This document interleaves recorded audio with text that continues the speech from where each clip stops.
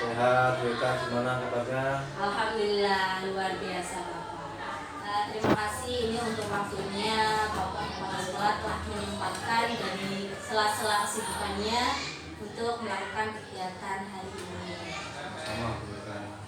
Jadi ini saya hari ini akan melakukan sedikit wawancara, yaitu nanti saya akan mengajukan beberapa pertanyaan terhadap Bapak Kepala Sekolah tentang keputusan-keputusan yang selama ini pernah Bapak ambil, gitu ya. Baik, saya akan mengajukan pertanyaan yang pertama, Bapak. Pertanyaan yang pertama yaitu selama ini bagaimana Bapak Kepala Sekolah dalam mengidentifikasi kasus-kasus yang pernah Bapak alami? Apakah kasus-kasus tersebut termasuk ke dalam dilema etika atau dalam rujukan moral? Ya, terima kasih untuk waktunya, Weka. Terkait dengan pertanyaan pertama, bagaimana dalam mengidentifikasi, kami memang melihat dari sudut pandang yang artinya tidak hanya kami pribadi, tapi kami juga melibatkan banyak orang, artinya pihak, dimana untuk bisa mengikuti sebuah kasus. Yang pertama adalah kasus dari paling bawah adalah dari kelas itu yang muncul dari Bapak Ibu guru, kemudian melaporkan kepada BK, lanjut kesiswaan, kemudian dari proses inilah yang kemudian nanti bisa diidentifikasi dari proses tahapan ini. Ini baru kalau sudah ada pelaporan dari pihak guru, kemudian ke BK dan wali kelas mengetahui dan kesiswaan, ini baru sebuah kasus bisa diidentifikasi apakah ini masuk ke kategori yang dilema etika atau hal yang lain. Berarti dari Bapak Kepala Sekolah itu akan melihat dulu atas kasus tersebut, nanti dari beberapa pihak seperti tadi adanya wali kelas dulu, terus guru BK dan wali kesiswaan dalam memberikan laporan. Selanjutnya baru Pak Kepala akan mengidentifikasi nih kira-kira kasus tersebut masuk dalam dilema etika atau rujukan moral. Baik, terima kasih Pak. Selanjutnya untuk pertanyaan kedua ya Pak. Bagaimana dalam selama ini bagaimana Bapak dalam menjalankan pengambilan keputusan di sekolah kami, di sekolah kita ya Pak, terutama untuk kasus-kasus di mana ada dua kepentingan yang menurut Bapak itu sama-sama benar atau sama-sama mengandung nilai kebajikan? Setiap putusan pasti memang ini bahasa kami tidak semua bisa menerima.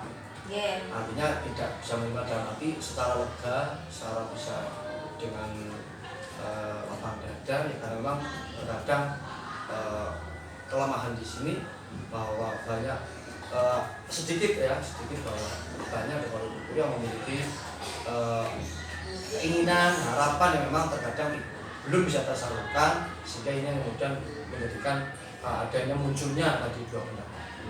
Dua pendapat ini jika kami dalam mengambil keputusan, maka kita akan mengambil dari keputusan mana yang paling pertama paling bisa kita lakukan secara kondisi sekolah.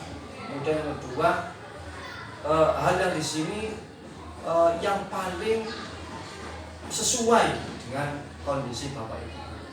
Jadi tidak kemudian ideal harus seperti sekolah A, B, dan C, namun kita melihat dari kemampuan daripada satu dari sesuai dengan sekolah ini, dan kedua kemampuan daripada Bapak Ibu guru. Artinya keputusan ini betul-betul bisa lebih banyak diterima oleh Bapak Ibu dibanding yang lain. Baik Pak, terima kasih Pak. Jadi memang yang namanya dalam mengambil keputusan itu memiliki keterampilan ya Pak. Ya, betul. Bagaimana biar dalam mengambil keputusan tersebut orang yang menerima keputusan itu akan mengerti keputusan yang telah kita ambil, meskipun tidak semua tadi seperti yang disampaikan Bapak, tidak semua orang dalam menerima keputusan itu akan menerima dengan legowo gitu ya Pak. Pasti ada beberapa yang mungkin kurang sesuai dengan apa yang mereka harapkan. Baik Bapak, saya lanjut ke pertanyaan ketiga ya. untuk pertanyaan ketiga, bagaimana langkah-langkah atau prosedur apa yang biasa Bapak lakukan selama ini dalam menangani kasus? Oke. Tadi di awal kita sudah mengenal bagaimana tahapan dalam mengidentifikasi sebuah kasus ini masuk kategori dilema etika atau rujukan moral atau yang lainnya, sehingga tahapan ini kita lalui. Pertama, yang paling penting adalah dari tahapan yang paling bawah, dari kelas ya, kelas ke guru mapel, kemudian wali kelas, BK dan siswaan.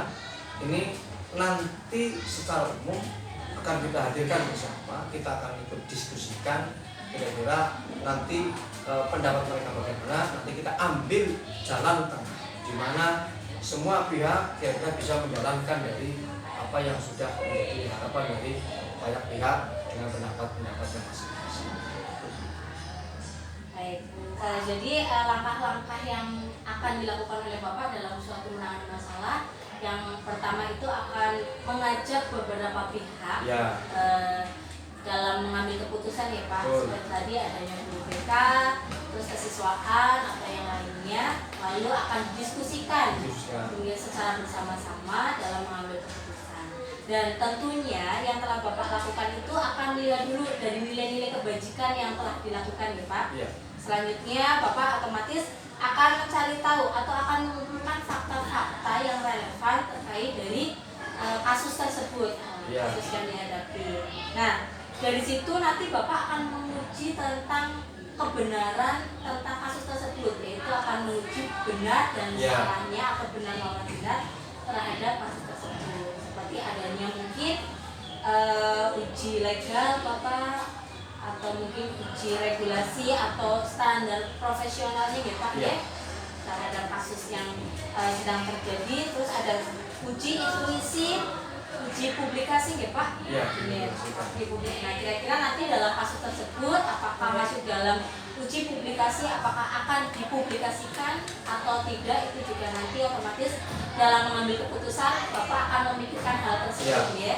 Nah, selanjutnya nanti ada suatu uji panutan, dan yang terakhir ada dalam pengambilan keputusan. Baik, sangat bagus Bapak. Baik, untuk pertanyaan selanjutnya nih Pak. Pertanyaan yang keempat, hal-hal apa saja yang selama ini Bapak anggap efektif dalam mengambil keputusan pada kasus-kasus dilema etika? Pertama, bahwa regulasi yang kita terapkan itu sudah kita anggap selama ini kita efektif, melibatkan banyak pihak, dan mendiskusikan. Diskusi nanti juga kita akan memikirkan bagaimana untuk menguji daripada keputusan ini sebelum kita mengambil sebuah keputusan, kita uji dulu bagaimana kira-kira gambaran yang akan kita ambil untuk bisa menjadi sebuah keputusan yang bisa dijalankan bersama-sama. Jadi prosedur yang ada kemudian dimantapkan, kemudian ada uji kebenaran yang memang nanti bisa diterima oleh semua pihak. Ini menjadi hal-hal yang selama ini kita lakukan sudah efektif.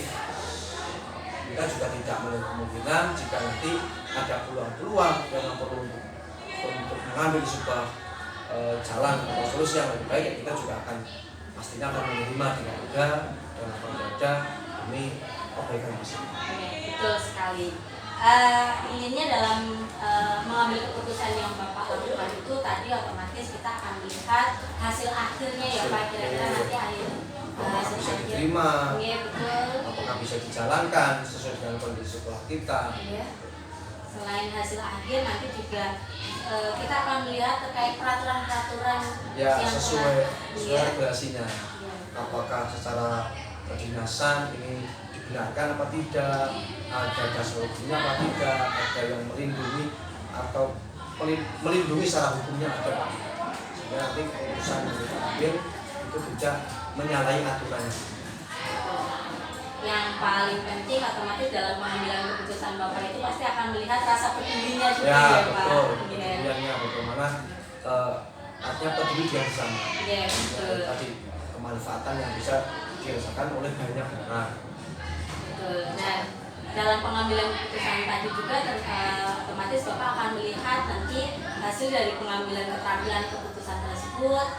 Bapak akan melihat ini akan berpihak kepada murid. Ya, yang paling penting kepada murid. Ya, akan keputusan secara bertanggung jawab dan akan melihat sesuai dengan nilai-nilai kebajikan ya Pak. Ya, pastinya. Nah, memang itu yang akan kita perjuangkan, yang melihatkan tentang bagaimana nilai kebajikannya kepada guru utamanya dan jelas sebagai panutan Bapak Ibu. Bagus sekali. Baik, untuk pertanyaan yang selanjutnya Bapak, hal-hal apa saja yang selama ini merupakan tantangan dalam pengambilan keputusan pada kasus-kasus dilema etika? Ada tidak Pak tantangan-tantangan dalam mengambil keputusan dilema etika? Ya, utara itu pasti ada di mana karena sebuah dilema itu muncul dari karena dua pihak, kemudian kita juga bermasyarakat, dimana kita akan pasti keputusan satu orang yang dilakukan sebagai simbol dari sebuah lembaga ini harus menentukan bagaimana untuk keberlangsungan ke depan, sehingga yang menjadi tantangan kami adalah bagaimana kita bisa memberikan yang pertama adalah kepuasan daripada masyarakat sekolah, lingkungan sekolah, kemudian ini bisa diterima atau tidak, kemudian bermanfaat atau tidak, dan bisa berjalan efektif atau tidak. Ini yang kemudian menjadi tantangan. Karena pastinya setiap kali keputusan yang kita ambil, kita juga mengambil sebuah refleksi di mana kemudian kita ambil apakah betul bisa berjalan dengan baik atau tidak, apakah betul-betul ini bisa bermanfaat atau tidak. Maka tidak sedikit kami juga setiap kali setelah mengambil kebijakan, keputusan, kita akan pantau, kita evaluasi, kita refleksikan apakah ini efektif untuk dilanjutkan atau diubah. Betul sekali, berarti dalam pengambilan keputusan yang Bapak ambil, setelah itu pasti Bapak akan melihat kembali keputusan dan akan merefleksikan berarti ya Pak. Yaitu sangat bagus ya Pak. Baik Bapak, saya akan melanjutkan pertanyaan yang selanjutnya, yaitu apakah Bapak memiliki sebuah perkara tata kala atau jadwal tertentu dalam sebuah menyelesaikan kasus dilema etika? Apakah Bapak langsung menyelesaikan pada saat itu juga, atau memiliki sebuah jadwal tertentu dalam menyelesaikan dalam bentuk prosedur atau bentuk yang lainnya? Bagaimana? Mungkin semisal sekarang ada kasus nih Pak, apakah Bapak akan menyelesaikan saat ini juga, atau Bapak akan menyesuaikan dengan jadwal Bapak? Semisal setiap penanganan kasus akan dilakukan di hari apa atau gimana? Untuk regulasi kami kita tidak ada jadwal tertentu ya. Yeah. Tapi ada secara darurat, artinya secara ketika ada kasus kita selesaikan pada saat itu juga. Artinya dengan regulasi yang sudah kita sampaikan, di mana ada tahapan-tahapan yang harus diselesaikan, yang harus dilalui sehingga nanti masalah itu bisa terselesaikan. Kita tidak ingin berlarut dalam sebuah masalah dan menunda penyelesaian masalah yang seharusnya sudah bisa selesai hari ini, kenapa sudah tunda? Jadi sebisa mungkin masalah itu hadir hari ini, maka hari ini sudah harus hilang. Hari ini harus hilang masalah itu. Ya, terus tadi ya. Bagus Pak.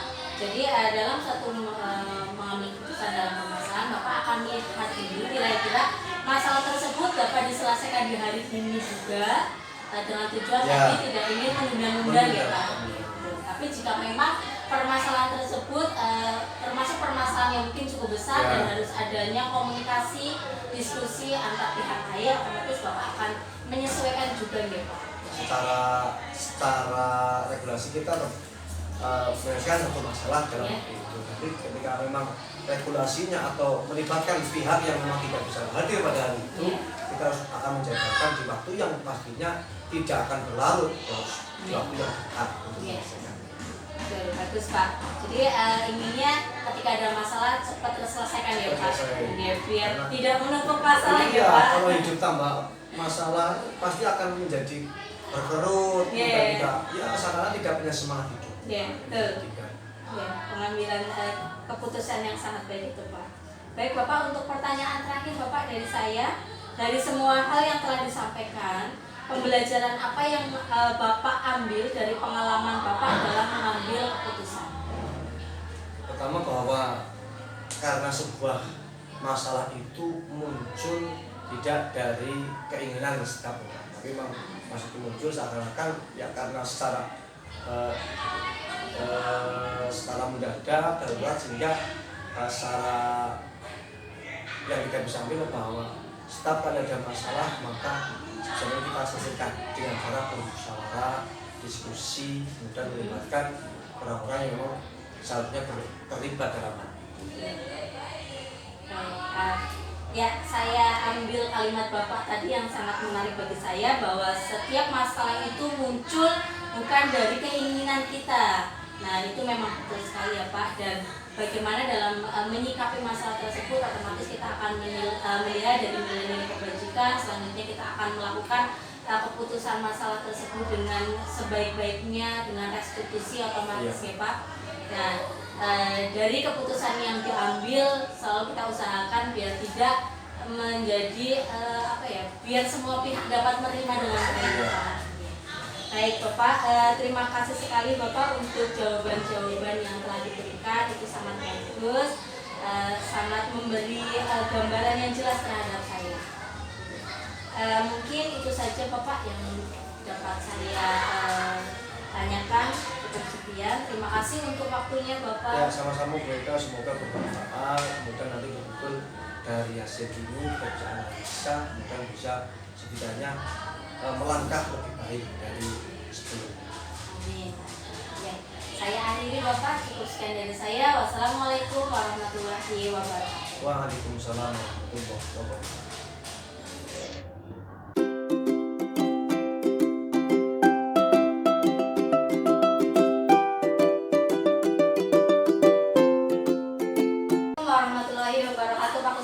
Waalaikumsalam warahmatullahi wabarakatuh.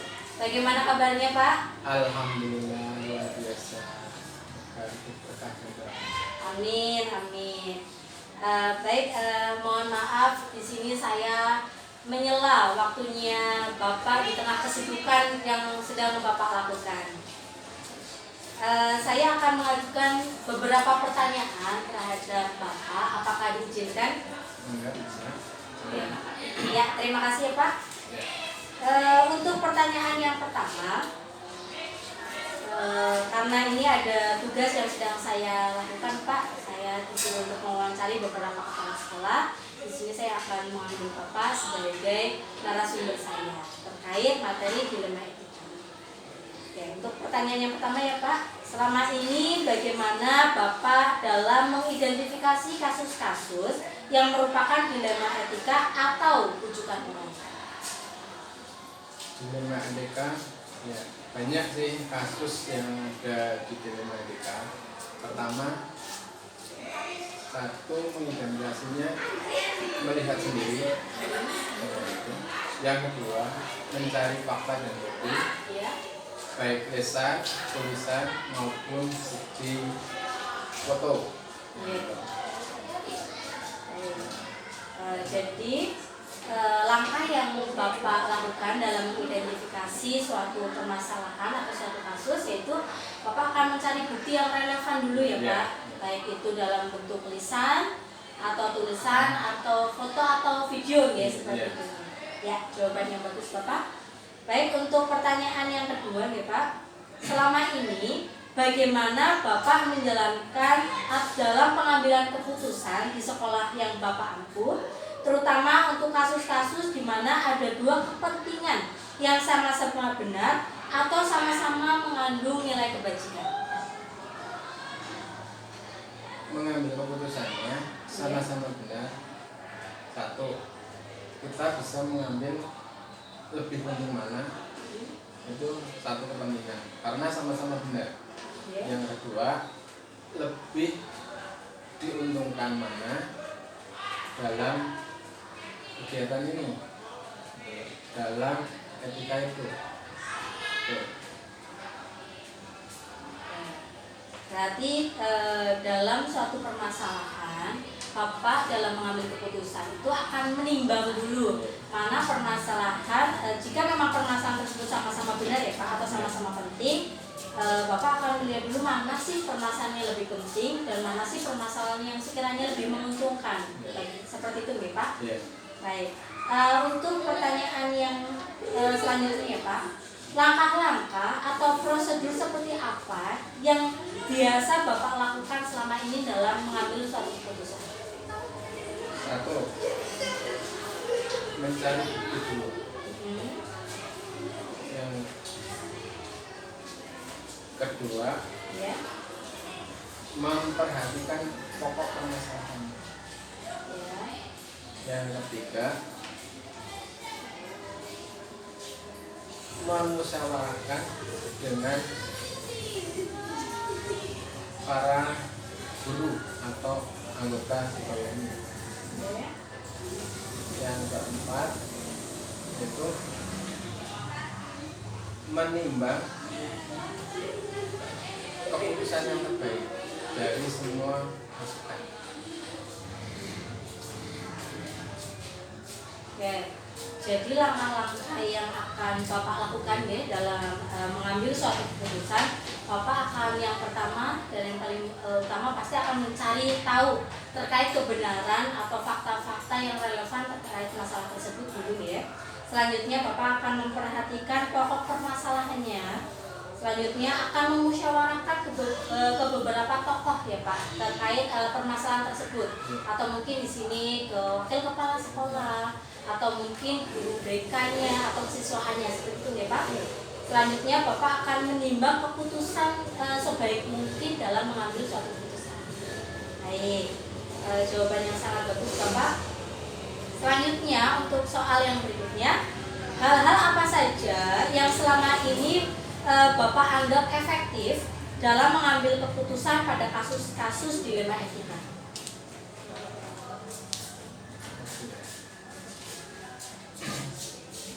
Yaitu sesuai dengan aturan moral yang berlaku.